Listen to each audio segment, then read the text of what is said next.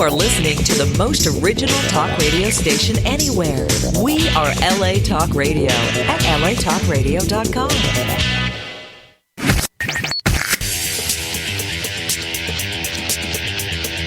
You're listening to Question Reality with Priscilla Leona. Only on LA Talk Radio. Hi, welcome to Question Reality. I'm your host, Priscilla Leona, and we are coming to you live from Los Angeles, California. Our show is broadcast every Sunday from 5 p.m. to 5:50 p.m. Pacific Standard Time. If this is your first time tuning in, our show will help you to question your career reality. Now, this show was created entirely to inspire, motivate, and educate people who've decided to pursue a career in the entertainment industry. And we've selected guests that work in various professions of show business and are at various stages of their careers. So that means that you'll hear from celebrities, award winners and nominees, behind the scenes professionals, as well as the novice and or beginner, in order to provide a more realistic viewpoint of the trials and tribulations of a chosen professions in show business. And we've been on the air since 2008, and we've had some very impressive entertainment industry professionals on our show. So I highly recommend that you go to our website archive page, find a profession that you're interested in hearing about, and either instantly download it or listen to it right away. They have a play button or a download button, so you can do either or to any of the interviews. Now, to do that, you go to the LA Talk Radio website, latalkradio.com. Click on the link at the top of the website that says Channel 1. Scroll down and look for our graphic, Question Reality, and click the link. And this takes you directly to the archive page. Our shows are also available for download on iTunes under the podcast section, and we're also on Stitcher.com, Stitcher, I think, yes, .com. And just type in Question Reality Radio in the search box, and there we are. You can also download the free iPhone and Android app of LA Talk Radio from the homepage of our website. And that way you can listen to not only my show, which is the best show since Campbell's Soup and Sliced Bread. Oh, that's a possibility. Sliced bread. But you can also check out any of the other shows that are available on LA Talk Radio. Now, if you want to find about our future guests, you have to go to an entirely different website, which is our official website, and that's Question Reality radioshow.com, questionrealityradioshow.com. And I'm so thrilled because we are completely booked for the year. Not one spot left. Our show has become so popular. Thank you so much, everybody, for tuning in and everyone wanting to be on the show. And thank you again. I just so appreciate it. We are starting to book for January. So if you know professionals in the industry that would love to come on the show to, again, motivate, inspire people in their chosen professions, we'd love for you to come on the show. Now, I have been waiting for this guest since 1977. I didn't know it because I was a child, but I've been wanting, dreaming, and sending it out there. And sure enough, he is on the show today. Everybody is excited and thrilled to have this man's voice come across my airwaves. His name is Anthony Dyson, or Tony Dyson. He is an incredible. There are no words. Words have not been invented yet to describe Anthony Dyson. Basically, you know who he is, but just in case you don't, he is the man behind the character R2-D2 of the iconic movie Star Wars. And he is so versatile. He's an Emmy-nominated film special effects supervisor, and he's also the creative genius at the helm of many of the biggest sci-fi movies to date, such as Superman 2, Moonraker, Dragon Slayer, and of course, The Empire Strikes Back. And when it comes to robot technicians, Tony is quite unique, as you all know. Now, not only is he responsible for building one of the most famous robots ever, our beloved R2-D2, but he's also designed and built robots for some of the largest electronic companies in the world, such as Sony, Philips, and, of course, my laptop, Toshiba. Love it. We'll never even get another laptop other than Toshiba, just the best products ever. And you can find examples of Tony's creations on permanent display in one of the most prestigious museums in the world. What else? The Smithsonian Institution. And R2-D2, for those of you who don't know, was one of the very first robots to be honored in the Carnegie Mellon University Robot Hall of Fame. So there you go, a little tidbit of trivia. And Tony was also nominated for an Emmy for a Sony television commercial. So we are going to talk to Tony in one little baby second. I want you to go to his website right now, TonyDyson.com, TonyDyson.com. He also has another website which you can check out that you may not know about, and it's called bobbekinworld.com, and that's BOBBEKINWORLD.com. He also has a website, fairycrystals.com. That sounds cool. And he's on Facebook as Tony.TonyDyson, on Twitter as the Robot Master. Love that. Very kinky. That sounds like something I could use on a Saturday night, the Robot Master. And also on Wikipedia, Anthony John Dyson. So we're going to talk to him in 1 second. But first, I want to tell you about this fantastic play called The Rainmaker. It's at the West Valley Playhouse, June 6th through June 29th in Canoga Park. It's a classic hit romantic comedy. It was written in the early 1950s and it opened in 1954 on Broadway. And it's been translated into more than 40 languages, and it's also it was made into the, I believe, 1956 film. I think it was Burt Lancaster and Katharine Hepburn. I'm like 99.9% positive. And the story was also made into a Broadway musical, again, 110 in the Shade, and it was revived on Broadway in 1999, starring Woody Harrelson and Jane Atkinson, and it was nominated for the 2000 Tony Award for Best Actress in a Play. And the play has just been revived frequently. It's a fantastic play.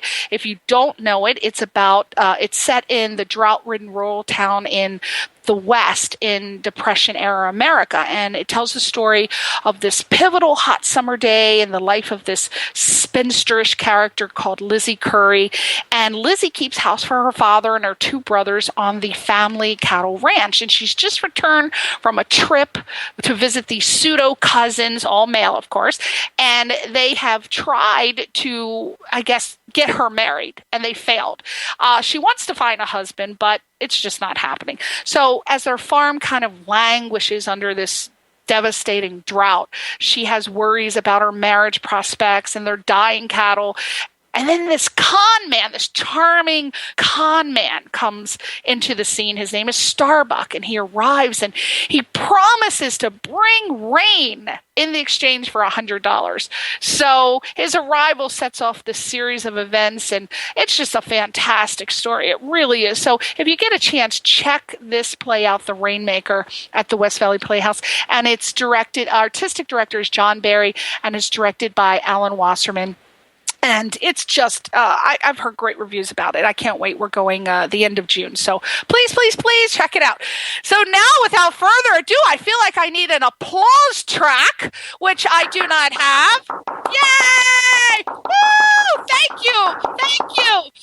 Without further ado, let's bring on the man himself, the one, the only, there is no other until the end of time, Anthony Dyson. Thank you, Anthony Dyson, for being on my show.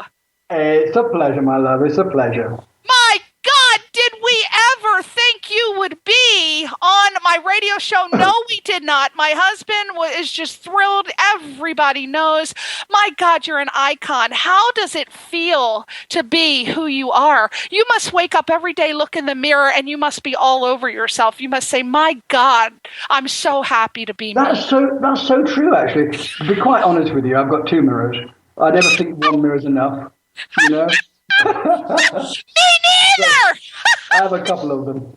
And I always find the one on the right is always right. And the one on the left, well, what the hell? Yes, and do you also go mirror, mirror on the wall? Who's the fairest of them? Absolutely. Actually, I could do with a bit of snow at the moment. We've just got our summer now, which I live in Malta. Yes! In the Mediterranean. Yeah.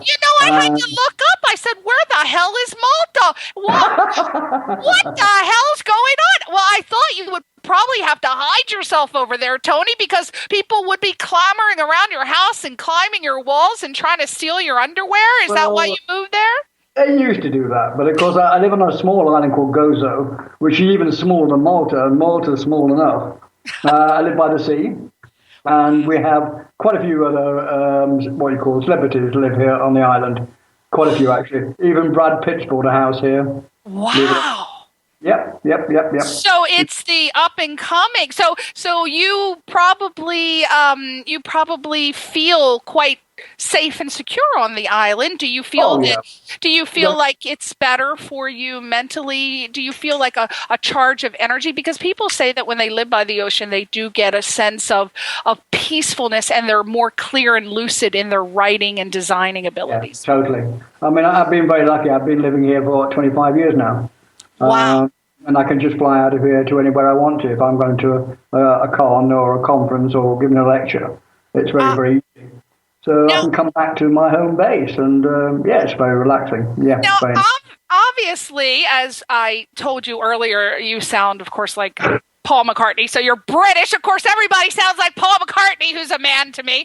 But you're obviously from England. I hope you're from England. God, I hope you're from England. You tell us about life as a child. Did you always know as a child that you wanted to design robots? What exactly was... I thought I was going to be on stage. On the other side of the camera. That was my dream. In the UK, I don't know if they had it in the States, but in the UK we used to have what's called Saturday Morning Miners. And it was filmed especially for children. And the whole idea really at the cinema. The idea was that mums and dads could throw their kids out and get a weekend, a bit of freedom, So my mother joined in that club. She thought it was a great idea to get rid of me because I was a bit of a handful. And she would send me and my sister to Saturday Morning Miners. And I fell in love with the theatre. I fell in love with the films. I used to see, of course, all the American films and Jetman and all kinds of B movies that used to come over to the UK. And about that time, I mean, I was, about 7 or 8. And I actually knew, I wanted to be on films. And so I just worked at that. That was my dream. As it turned out, I thought I'd be in the film. And it turned out I was behind the camera instead. Well, what happened? Did you try to go on auditions or go and be in plays or anything? Were you ever actually on the stage? Did you get a little feel of that?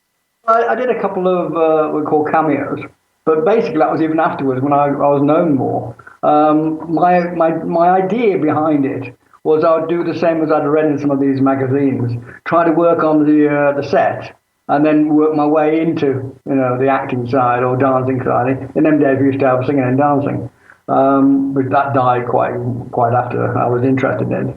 So the idea really at the beginning was to work my way in without going for lots and lots of auditions. Harrison Ford did something similar. He was a carpenter, and he got all the inside information that way, which is a very cool way of getting inside information, actually. Mm-hmm. And I enjoyed it so much. I probably also realized I didn't have the talent. No. True. I have to admit to it. I didn't have the talent. I never really tried that hard after a while. I didn't actually go to or even attempt to go to RADA. Mm-hmm. Though I knew the name and I could always impress girls by saying, I'm going to go to RADA. And they go, really? But I didn't even apply, but I just told all the girlfriends I was going to go to RADA. Yeah. And then later on, as I said, I went to the studios. First time I went to the studios was my sister was working for the telephone exchange as a telephonist in them days. We used to have nice girls, nice voices, answer the phone for you. You pick up the phone and say, I want a number, and they would dial it for you. Way before, of course, with electronic stuff I've got now. Yeah. And she was doing a job just outside London. I can't remember exactly what it was, but she rang me at the weekend, and my parents had gone off at the weekend. And she said, I found Pinewood Studio. Well, Pinewood Studio didn't know it was lost, but we didn't quite know what it was. And she said, it's just outside London. And she told me how to get there. So I got on my scooter. I was a mod in them days when we had mods and rockers. And it's going back a long, long time, when we used to have steam engines as well. Right. I got on my scooter and I actually found it very easy. It was dead right. Straight down the M40 and just turn off to the left. So I get down there and there's this great big man at the gate stopping, of course, anybody who wants to get in there. And I said, look, it's important. I'm going to work in the film, but you might as well let me go by. And I don't really mind if I'm sweeping the floor. I just need to get in there. So for some obscure reason, God knows why, he ignored me. And after a while, he didn't just ignore me, he told me to off. So, very disappointed teenager. Got on a scooter and came back home. And I think on the way home, if I recall, the heavens opened up and there was a storm. And I was soaked and fed up and getting off my bike and Anyway, some years later, I was deciding I was going to do my own thing. And I started making rocking horses. The horse on a rocker? Yeah. The Victorian type of things, yeah. And I was doing that in my garage. And in between doing that, I kept on ringing the studios because I really wanted to push this. Well, Bray Studios, I don't know if you've ever heard about Bray Studios in the UK. No. It's where they used to make the Hammer horror films. You remember Hammer horror with Christopher Lee and all that lot? Anyway, yes. They used to make these horror films there. It was a very small studio, but that's where they made them, and it was pretty famous for that. And it was very small. And I rang there, and I couldn't get past the dragon at the telephone exchange. And eventually, I think she felt really sorry for me, and she put me through to one of the floors, one of the shop floors. And the guy that picked up the phone, again, I was lucky, had only been working there a short time. So I told him I wanted to work at the studio. He said, have you got a green card? Card. It was a union card, and I said, well, how do you get a union card? I haven't got one. He said, well, you've got to work on a film. I said, well, how do you get to work on a film if you haven't got a card? He said, that's the problem. So I'm going, yeah, this conversation's getting me a long way, this one, Yeah. So we carried on talking, and he was having fun. It was obviously his tea break. So at the end, I said, well, look, it's obvious I can't do this. I can't get a union card if I'm not on a film. I can't get on a film if I haven't got a union card. He said, well, I've got a solution. I said, now you tell me? He said, well, look, 4 or 5 weeks ago, I was actually working in a model shop in Windsor. I said, yeah, okay. He said, and now I'm working in a studio. I said, well, yeah, I've just wrong you. I know you're working at a studio. So he told me all about special effects.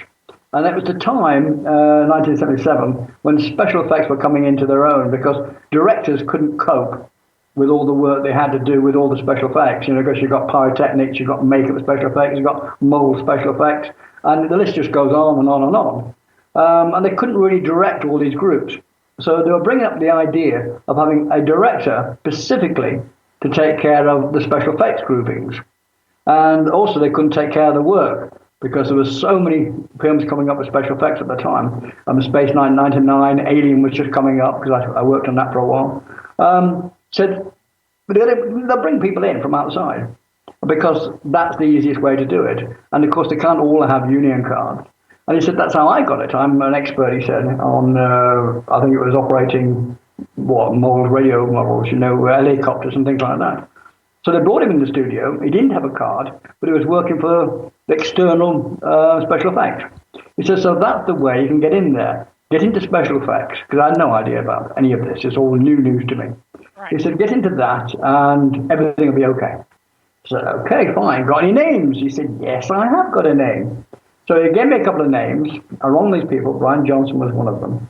And he said, yes, we're always looking for talent. Bring some moles along with you.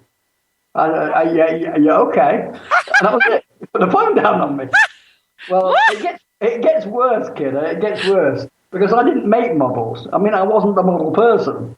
Yeah. I didn't even get the kits. I didn't do any of that stuff. What, did they just teach you? Did they say, here, this is what you do? No. What happened was I was making this rocking horse, I told you, and I made the first one in wood, and that really started splitting up with central heating in the UK, and it cracked. It was terrible. So I decided to make them in fiberglass. That's the kind of thing you put on your cars, or make bonnets, or make racing cars with. Yeah, fiberglass, reinforced plastic. Right. So I was making their molds for this, and I was learning how to do mold work, and it's a closed mold, and it's very, very tricky. And I'd got over that problem. I was halfway through making this horse. It wasn't painted. I didn't have a spray booth. So he told me to come in about a week's time. So I started painting this rocking horse, and it's a big rocking horse in black, by hand with a brush. And I was tipping it from one side to the other because of the brush strokes were really terrible. But it flowed quite nicely. And every single day, every single hour, I was tipping it, painting it, tipping it. For 7 days I did that until you couldn't see a brush mark at all. It looked incredible. I don't know how it would have worn up, but it looked pretty good. So I put it in the back of my car, and I took that along. And I showed that to Brian Johnson, and he loved it. He was crazy over it. In actual fact, he bought my first rocking horse. And that's when he turned around and said, I've got some jobs coming up. Wow! I'm going like, what? Wow, yeah. So it was getting pretty obvious now that he wasn't going to give me a specific job in the studio. He was expecting me to set up a studio outside. So I didn't argue with him. I mean, that's what he thought I would do. So yeah, fine. So he said, look, I've got this sort of space opera coming up soon, but it will be another 8 months. But you need to do something in between. I said, yeah, I'd love to do something in between, right? So what he did, he gave me a name down at Pinewood Studio, Derek Meddings, who did all the Bond films and got all the awards for the Bond films. He said, go down there, say that I sent you, and he'll probably give you some work. I said, I'm not going down there. I've been there before. They told me to F off. Right. It was only 2 years before that, right? Right. So he said, you tried the front door, the gate. I said, yeah. Yeah. He said, oh, silly boy. You should go on the second gate. He said, they've got a man there in the little box. He doesn't want to leave the box because he likes sitting down on his bottom. I said, all you had to do, he said, drive up, nod as if you actually know him, and drive straight through. And that's exactly what I did. I'm not joking. That's exactly what I did. And on the right-hand side, there's this huge studio, and it's got 007 written on it. I'm going like, it's a Bond, it's a Bond studio, it's a Bond studio. I couldn't believe it. I was absolutely, you know? Right, I spent 3 hours there, just walking around, knocking on doors, talking to people, right? Yeah. At the end, I actually found Derek, told him where I'd been sent over. He said, oh, I'm working on a film called Moonbreaker. And would you like to make all the space models in it? So I'm saying yes. And of course, I walk away, get in the car, and I'm shaking. Totally, utterly shaking. Because I had no idea how to make these space models. I never made any models in all my life, yeah? So, that was absolutely murder. It didn't come up straight away. So I went back to Johnson, and he said, well, spend a couple of days down here. We're doing a film called Alien. And the studios like it very, very much. So we might have to even refilm it again. And they were doing Space 1999 at the time as well down there. So I spent a few more days down there, and I'm starting to get into this. This is pretty cool, you know? But all the time, I was terrified. It was a very weird sensation. One side, I'm really excited because I'm working on films that appear, especially the James Bond. I knew about the James Bond films, but I didn't know about the space operas. I didn't know about Alien. I didn't know about those. I didn't know Alien was going to be such a fantastic hit. But at the same time, I couldn't really find myself, how would I do these jobs? I didn't have an outside studio at all. So what I had to do is literally rent space, find model makers, hire them, which I've never done in my life before, and get them to make the models for Moonraker and all the other jobs I got, And that's basically how I started. That is incredible, but that was ingenious. You didn't know how to do it, so you hired people to do it. That was a great idea. That's ingenious. Oh, my God. I think I would have done the same exact thing. My God, that's great. So when we get to obviously you're hired to start working on Star Wars at some point. Yep. So when you were hired to work on Star Wars, I assume that you had quite a bit of credibility, or at least the people who work for you did, built up your your credibility. So yeah. you know, were you asked to lead the team, or? No, in actual fact, what I did, I set myself a company up. All the people working for me had never worked in the film industry. A couple had worked on rodeo with bands and groups. I think 2 of them, if I remember right, had done that. That was the only ones that had any experience whatsoever. The rest were just pattern makers, the people that make the patterns for producing cars or producing products. So they could actually do the carving and make the molds that way. So my first job was actually to teach myself. I knew how to do fiberglass work, and I'd made these molds I told you for the rocking horse. Right. So, you know, I found I did have actually some sort of gift when it came to building stuff. And I found also very, very quickly that if I didn't learn all the trades within my studio, there'd be a little chance of me being as good as I wanted to be. And I ended up with 40 people working, in actual fact, in my studio. I just kept on buying another or renting another room, another part of the estate. And we just grew and grew and grew. We carried on making the rocking horses. We carried on making molds for museums as well in between, because the films aren't always guaranteed to be there. And then the commercials. The commercials actually, funny enough, are much more profitable than the films are, strange enough. The biggest problem was always going in and giving a price, because I wasn't working in the studio as such. So they would ring me up, and I'd pop down the studio. They'd say, Tony, we've got this idea. They'd either draw something like the Sony robot, was supposed to be a look-alike for John Cleese, you'll find on my website. And that was a great project to do. And that was actually on the back of a cigarette packet, because apparently they were looking for me. And Sony wanted to have the best of the best, and they, for some silly reason, they thought I would be the best person to make a robot. So when they actually found me, they only had 3 weeks left. They said, we've been trying to find you. I said, why 3 weeks? Why is it always a rush, Oh, we've been looking for him. We couldn't find you. I thought I wasn't hiding. I wasn't being here, So that was on the back of a cigarette packet. So I had to design that, from scratch. Sometimes you got a half an idea. The director or the art department know some sort of clue to what they wanted. And then you had to actually make it into a reality. And you also had to come up with a price.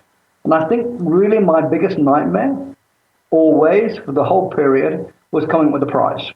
Because you don't know, you've never made it. They're all one-offs, So how the hell do you know how long it's going to take and how much it's going to cost? So that was the nightmare side. That was even more so than actually making the items, even though that was very, very tricky. And lots of my guys would go, no, we're not doing that. No, we're not doing that. Right. I said, we are. I've just got the contract for it. We're doing it. Oh, my gosh. Oh, wait, it's so many decisions. You have to think on the fly. That's how it is in the entertainment industry. I mean, they offer you things and you got to just do it. So R2-D2 also obviously is, my God, everyone, even if you don't speak English and you live in a foreign country and maybe you haven't even seen the movie, they've heard of R2-D2, I hear. So my question, I have some questions. Now, they're going to be very, very layman, and I hope that they're okay. But these are questions that I personally came up with because they have always perplexed me. Okay. So the first one I want to know is, what did all of those beeps mean? I mean, how did people understand what he meant? Did they have like a universal translator? Was it sort of Morse code, or was it supposed to be known that it was taught in school? But what did those beeps mean, Tony? Okay, that's an easy one. Oh, good. Oh, you want the answer? Oh, yes! Right. Yes, I do! Okay, 3CPO, the golden one, the golden android, who had an Anthony inside it. He was the translator. That's the reality of it. He was supposed to be the translator. He was a universal translator. And that's why they had their own conversations. But other ones, everybody else, all the other characters, were basically working on the principle that if it's a short one, it's a short answer. If it's a long verb, it's a long answer. And he would actually talk to the computer. He'd plug himself into the computer.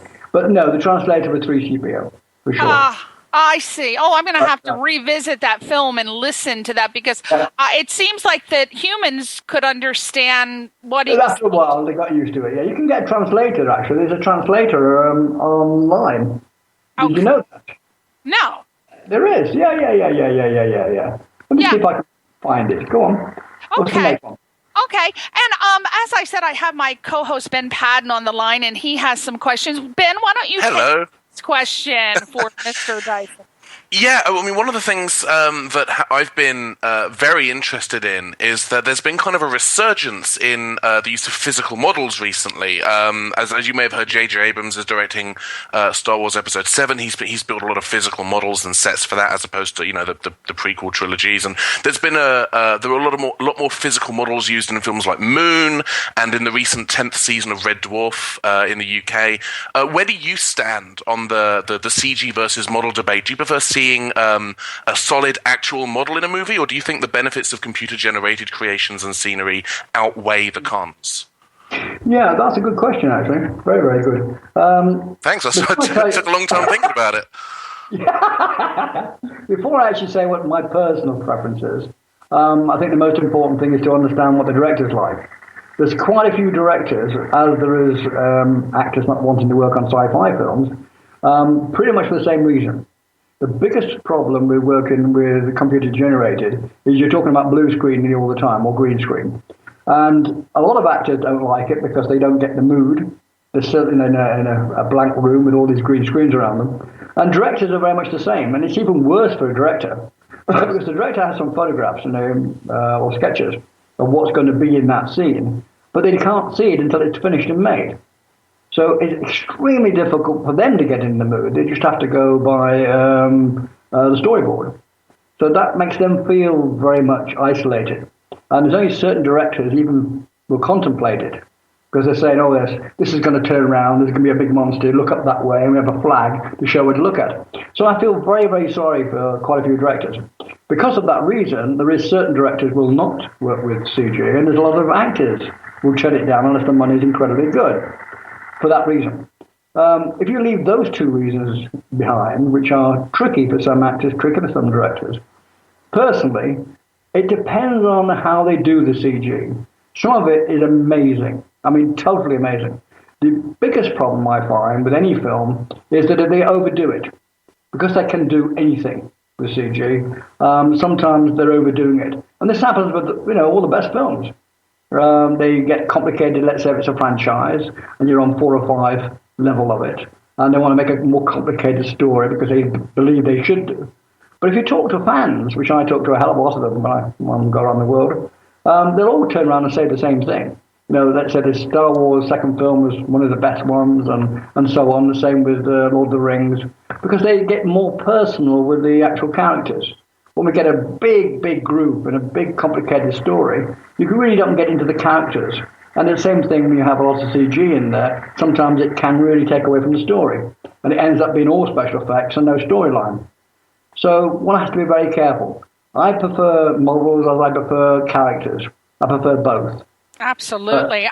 I think the puppets, I mean, still today, if you look at the old Star Wars movie, the first ones, I think the puppets just really are more, I don't want to say human because they're not supposed to be human, but it's just more of a...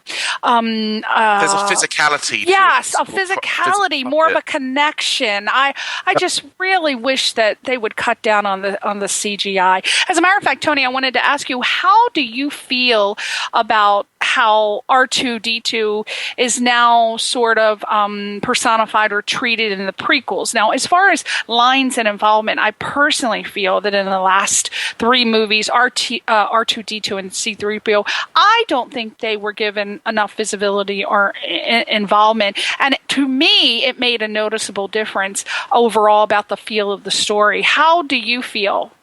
Well, I feel the same way about the characters. I mean, the 2 characters are characters. That's all there is to it. That's what became they're known for having an actual character, even though they're machines. And if you go back to what I was just saying, that we lose the characters when it gets too big, when the storyline gets too big, when the whole idea of the production gets too big, when you spend too much money on time, as also on the CG. You haven't got time for the characters. So I don't think they were specifically aimed at making less of them. I think they were just dropped as we would like to see more of them, like we'd still like to see the characters more. Yes. We'd like to see the actual actors more and get to know the characters better. Because there are new characters, or if they were younger, they were new in many ways. So no, I don't think they were attacking those particular characters. I think they were just going again, extending themselves too far. Because they felt they had to give more and more and more. Yeah, it seems like they just want to put action, yeah.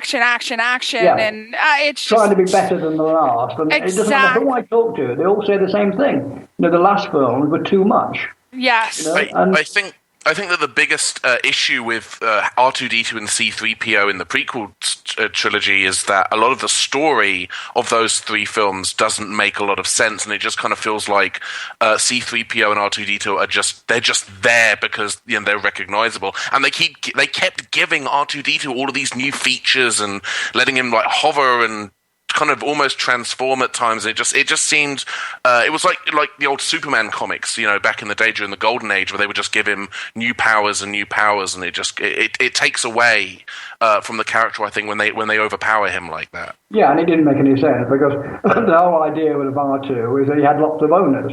I mean, R2-D2 is a standard robot. Yeah, that was the whole idea. And the reason why he has these extra gadgets is that each owner puts an extra gadget in there. I mean, that was the basic idea.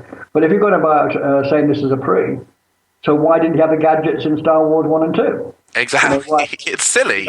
Yeah, exactly. That was, again, only because it was never expected to be so famous. Star Wars was a very low-budget film. Very low, indeed. I think it's $4 million. And the reason there was that it was so unusual to do a space opera. So when it caught on, they didn't really know where to go from there. So they had to reinvent reality. And so everything got upped. I mean, even building 3CPO, that doesn't make any sense because that was supposed to be done by one of the evil characters as a hobbit when he was a boy.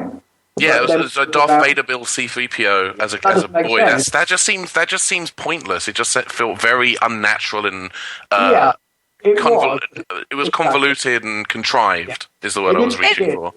It almost seemed to me, Tony, like, I know this is crazy, but it almost seemed to me like the first three that were made were written by someone totally different than the last three. It's almost like it wasn't even the same writer. It's almost like it was a ghost writer that wrote the first three. I know that's crazy, and don't come after me, George, but it just seems like it was not written by the same person at all. It didn't have the same feel, nothing. I mean, how can you go from those three? I know technology is advanced, but these three movies seem like they were more geared towards children, children, not adults and children. Right. Do you know what I mean? Yes, I know exactly what you mean. In actual fact, it's true. I mean, most films are written by a crew of writers. I mean, like an old TV program, you've got 7 or 8 writers. And then, of course, you've got the director's input, then you've got the producer's input while you're actually filming.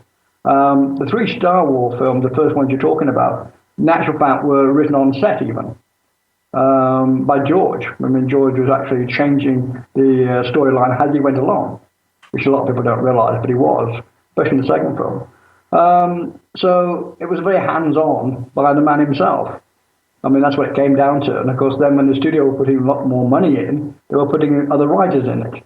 The one I was talking about, 3CPO, but I didn't like about that particular side, was the fact there was other robots, silver robots, which looked so similar, which they were similar. Yeah. So how come Darth Vader was supposed to do it when he was a kid, when in actual fact there was other robots around which looked very much like the one he'd built? It seems like there would be like a trade market or somewhere where you just go and like pick up a robot off the shelf. So it would make sense for there to be other robots that look like C-3PO and different R2 units and so on. But it doesn't make sense that. That one, no. Yeah. R2 did make some sense, except the bit I told you about, that the owners were changing its usage, and that's how it became self-aware. I mean, R2 is a self-aware robot. Yeah. That's why it can be called a hero, because he actually makes his mind up to follow you. He doesn't because he's told to do it. That's very, very important. But that came about because he had X amount of owners that gave him these abilities. So it wasn't off-the-shelf type of thing. But Right. I would go backwards on his abilities, especially the jetpack, which I did not like personally at all. I'm a huge Star Wars fan, and the jetpack moment, and I think it was in Attack of the Clones, the episode 2. Really quite. It just felt silly. It felt cartoonish, and it really feels like the prequel trilogy was really more for kids than for people who've grown up with the Star Wars movies. Yeah, it really was. Now, Tony, my husband heard that in the first Star Trek, that in 2009, directed by J.J. Abrams, who is rumored to be a huge Star Wars fan, that R2-D2 was floating in the debris of the starships as an Easter egg. You know, an Easter egg that's like and that it was included as a bonus, and that it was a tribute to Star Wars. Have you heard this rumor, and is it true? Yes, I've seen some of the photographs. Yeah. So that is true. Yeah, there's one in the Transformer film as well. Oh, I didn't know that about that. Yeah, R2-D2 has snuck into a couple, and actually the Millennium Falcon, I believe, is in another Star Trek movie. I think Star Trek: First Contact. During the battle with the star, there's a fleet of starships all attacking a Borg cube. The Borg being the kind of the big bad guys of that particular movie. And one of the ships, you get this very brief look at the Millennium Falcon as it flies by the camera. It's pretty cool. Exactly. They played around a lot there because, I mean, R2, as well as being very, very popular by the fans, he was also very popular by George. I mean, George has got one at his ranch, and he's pretty got a soft spot for R2-D2, to say the least. And because of that reason, it's more of a salute to George as much as it is a salute to R2. You know, you've got to look at that from that point of view. Yeah. Well, my favorite one is actually in Raiders of the Lost Ark. Remember that one? I don't recall R2 being. Where is he in Raiders? Yeah, I don't know either. You must know. He's very well hidden. I'm sure that there are people listening who know, but if he's there, I haven't seen him. You've seen the film, yes? Oh, absolutely. Yeah. Oh my God, my husband has all of. He's got the DVDs, the VHSs, and. Well, when you drop into the tomb to actually find the Ark itself, remember? You drop by rope. There's a load of snakes in there. Yes. Yep. Yes. Yes. Yes. Well, I was on that actual set, and we lost quite a few snakes. A lot of snakes. They just got away. They just went. They had other things to do. They had other gigs booked. They got away. I was one of the people who actually going and finding the snakes at pet shops and bringing them in because we'd never know. And the lot got away, yeah. Well, on that scene, if you go down to when they're actually lifting up the Ark itself, there's 2 or 4 pillars around surrounding it. In one of the pillars is carved 3CPO and R2-D2. Oh, yes, I had heard that, actually. I had heard that. That's my favourite. That's marvellous. That one, I really, really, really love that one. Now, I have to get in here a couple of questions by your fans because they're just tweeting me here. I mean, texting me here. They ask, I have to. Okay, this comes from Lisa from Puxatawney, Pennsylvania, and she said, "Dear Tony, what were some of your I can't talk. There goes the wild turkey whiskey kicking in. Okay, what were some of your design decisions that you're most proud of of R2-D2, and which, if any, do you feel could have been better? Thank you, Lisa." Okay. It's a great question. It is a very good question, actually. When it comes to a lot of the outside paneling, let me explain a little bit about how it came about. R2-D2, the reason why I got the job, I think, was because I designed that rocking horse I told you about. Remember, with Brian Johnson? Right. And that was called a closed mold. Now, it's very difficult to actually get your hand in a closed mold and fasten the joints. You have to come up with special techniques to do it.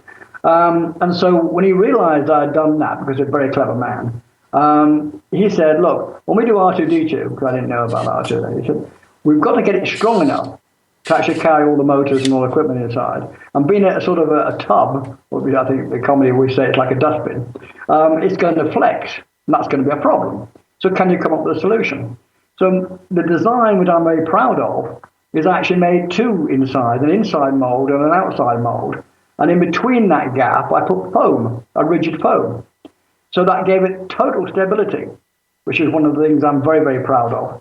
The other thing that was very frustrating to actually make, because I made 8 of them, 8 R2-D2s, and I made the master mold, which they could use then on the other films. So it was a big project. 3 months, 40 guys working 2 shifts. So we worked night and day, literally, to actually get it done. So that was one of my great ones. And also, I was telling you about George writing it as he went along. George didn't know where all the gadgets would go. Now, this is true. Now, I tell no fibs. He didn't know where the gadgets would go. A little panel opens up and an extra arm comes out, or a drill saw, or it's going to extinguish the fire in the Falcon. He didn't know where it would be. So they're saying to me, look, we have to take these panels off. And I'm going, there's over 200 panels on R2-D2 if you actually count them up. There's over 200. Good grief. So there's a lot, mate. So I had to come up with an idea where the loose panels could be taken off, and then we could cut a hole just there, and then put the panel back on with the small hinges. And that was the very, very hardest to do. That turned out to be a major nightmare for us. If it had just been molded into the framework, it would have been great. But we actually had to have these panels to match it. And also they were made of thermoplastic, the sort of stuff you can melt, not made of fiberglass, because they had to go flush and look perfect. And so they had to be vacuum formed. And of course then you have to paint spray the thermoplastic. And if anybody makes models, they'll know how really hard that it can be, because plastic doesn't want to take a paint spray without chipping off very easily. So we had to etch them, and that was another problem. The dome was supposed to be aluminium. On the prototype, it was tried in aluminium, but then that became much, much too heavy for the motors and the batteries to charge. So I ended up with something else, and that was, I don't know if you look at a lot of door handles, they can be sort of chromed, can't they? They come out sort of silver. It's plastic, but it's got a silver finish to it. So I came up with an idea of using that. I said, oh, great. We'll make the whole dome in plastic, fiberglass. We'll stick it in one of these vacuum machines. And what they do is they put it in a vacuum machine and they just melt the metal, aluminium, at a very high temperature. And it just literally flies through the air and stick to the plastic. So we did that, and that took ages to actually solve that one, make that actually work. But that was another challenge. Now, I have another question, which he's saying, why are you not? Robert, I'm going to ask him your question now. Stop texting me, you maniac. Okay, so this is Robert. Okay, Robert from Manhattan. He says, hey, Tony, did what did R2-D2 stand for, or why was this name given? Same question for C-3PO. Is it explained in the movies, or did it have a behind-the-scenes meaning? Okay, go ahead. That one's quite a standard one. George Lucas, when he was making a film prior to Star Wars, he was working at the studio in the sound department, and he asked somebody to pass him one of the films or one of the recordings, and it stands for the shelf. So it's rack, so R2, rack 2, D2, and you go along it in alphabetical. And that's exactly where that particular recording was. And when he repeated that a few times, he thought, well, that's got a nice flow to it, R2, D2. That's how he came up with it. Oh, well, there you go. Even I knew that one. Well, see, no, Robert, that was a wasted minute for that question. Oh, Robert. That was a wasted Shame question. on you. Okay, I have a question, and I'm going to let Ben take the last one, because we have 2 minutes left. I can't believe it. Okay, my question is, because he and R2-D2 and C-3PO always gave me the impression that they were kind of a young maturity level, almost like children, and that's what I loved about them. They're, back and forth. If R2-D2 was a person, how old would he be? Like, what would his maturity level be? Oh my God, I asked the most weird question! That is a strange question. But it is, because they seem like children. They were always bickering back and forth. They were always in competition. It seemed like they were like children. Because when you reach a certain age, you just stop bickering with people, right? I mean, well, let me see. Tony. Exactly like me, between 10 and 67. Oh, no! That's perfect. So you didn't have, so you don't take that into consideration. That wasn't a considering factor when you were given the description. So it wasn't like, okay, well, make the mentality be of. No, it wasn't even a deciding factor. No, it wasn't really. except for one of the models had a small actor in, Kenny Baker. And when we put him in there, he was getting that kind of life. I mean, he brought the life to it. I mean, I obviously made the robots, and I'm very, very happy to have done so. But the real factor of the actual character was brought in by Kenny, no question. That and the director, of course, obviously, as always. Okay. That's when that kind of character came in, and it was written into it as time went on. So again, George Lucas wasn't quite sure what the robot's going to be like. I mean, he even had 3CPO as a British car salesman. That was the first description. Well, I'm gonna think of them as young, mature-minded individuals. And then we have one question, and then Ben, you can ask. And then we gotta wrap it up. But it's a nice short one. Real quick, there was a movie that came out in 1973. It was written by Woody Allen and Marshall Brickman. It was called Sleeper. I don't know if you saw it, Tony, but it was pretty huge. Are you familiar with it? Yep. Okay, so they had robots in most of the household servants, household keepers, and when I saw it, I thought that they resembled and had characteristic traits that were similar to C-3PO. So my question is, did you remember hearing anything around the drawing table, so to speak, that that film was an inspiration for C-3PO? No, not particularly. I think the reason for that is George would never be saying that to anybody openly anyway. Because all inventors and geniuses like George learn all these things, and they sort of inspire the idea. They came from outer space, and somebody actually told them all about it, and it actually does exist somewhere. Okay. So I cannot imagine George saying, "Hey, I'm really inspired, and I want to do it just like that in the film Sleeper." No, it's not going to happen. It's not going to happen at all. But you can see the similarity. I saw the similarity. Yeah. I saw that. I think every writer and every genius that puts something together is inspired by everybody else before. Yeah, so Sure. that's where I think you got the see-through up. Okay, so one question, Ben, and then we got to wrap it up. Go. Nice and quick. This can even be a one-word answer. If you could work for any show or movie and have the opportunity to build a robot for them, what show or movie would it be? I have no idea. Good answer. Great. Good stuff. Thanks. That was good. I dug it. Question. Well, I'm very excited about the new Star Wars being directed by J.J. Abrams. Ending question, have you heard anything about them including R2-D2 more in these films? Lots. You have not heard. Well, Tony, you need to go get the scoop. They've already announced R2's going to be in Episode 7. They already announced it. I've heard lots and lots, but actually we need another program to tell you all about it. I definitely... You didn't ask me the question at the right time, did you? I know he's going to be in it, but I was wondering if he had a larger part, because we were just talking about him not having... I so much. Unbelievable. There's a romantic subplot. I'm going to ask a question myself. If anybody would like to come to the States to one of the cons, please contact me. Absolutely. If anyone's listening and they want to get Tony at a convention in the States... Get in touch, absolutely. Are you serious? Oh my God! I know people that put conventions together. Would you like to do conventions here? Yep. Oh my God! I can totally help. I haven't done much in America. Okay. Oh, I will make it happen. I know. I have lots of celebrity friends who, what they do is they put this. They're associated with the celebrities on TV land shows, and I have lots of them go and they sign autographs and stuff. So I'm sure that I can. You're a darling. Oh, Tony, I will be contacting you. We will get you at a convention here for sure. Thank you guys so much. We got to end the show. My God, it went so fast. Thank you so much, Ben Padden, for being on the show as co-host. If you want to check him out, benpadden.net. Tony, my God, please come back on the show next year. Can I beg you and plead with you? Yep.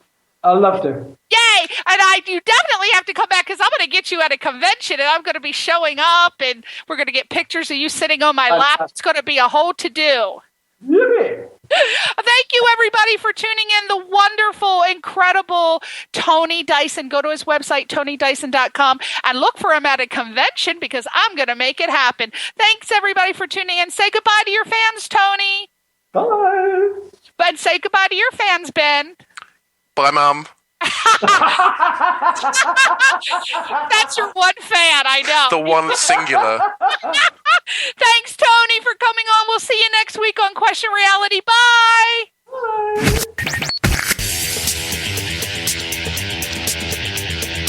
You're listening to Question Reality. Question Reality with Priscilla Leona. Only on LA Talk Radio.